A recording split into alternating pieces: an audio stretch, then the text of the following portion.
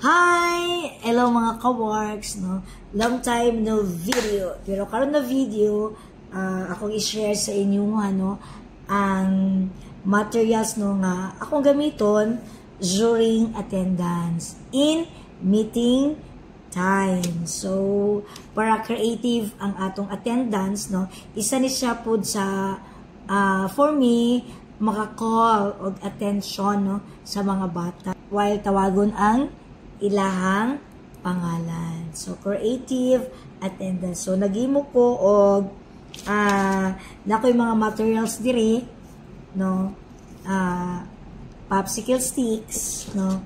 Siyempre, popsicle sticks, siyempre color jud ang ato ang gamiton kay para kanang kumbaga ginaingon ko na para ma-call nato ilang attention kay kabalo naman ta sa mga bata, no, ang ilang span sa ilang pagpaminaw, pagtan-aw, pitiradyong mubua. So natay mga motivation, natay mga techniques nga gamiton para lang jud nato ang ilang attention naa sa atoa. So dili lang ta sige og nga sa sige yaw-yaw, no, kay dili na jud sila kayo maminaw. So ang gusto nila na sila makitaan nga new, no, new para sa ilang pananaw, para ang ilang attention ma-divert na yun dito. So let's start na.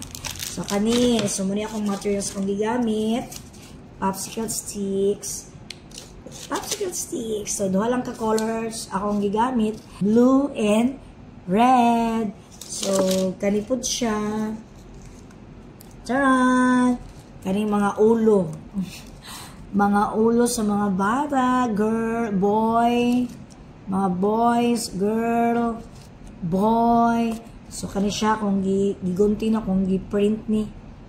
Ako dyan yung gi-print, color dit pud siya, no. Color dit sa perminti. So ako siyang gi-print, tapos akong gibutangan og pagahi pud, no. Kay para di siya maglubay-lubay, inig ato nang ibutang sa ato ang popsicle stick. So dala na siya, dahil baliktad. So dala, syempre akong gamit akong gamit para magpapilit. So ang glue gun with stick glue, of course. So dala na. So isa rin siya, no, sa ako ang ginagamit, how to motivate, how to call the attention, no, sa atong mga kabataan. In meeting time siya nga. Pagkahitabuon, na ako, isa na siya sa mga creative attendance nga akong gigamit nga technique para ma-call lang dyan ako ang attention sa mga bata.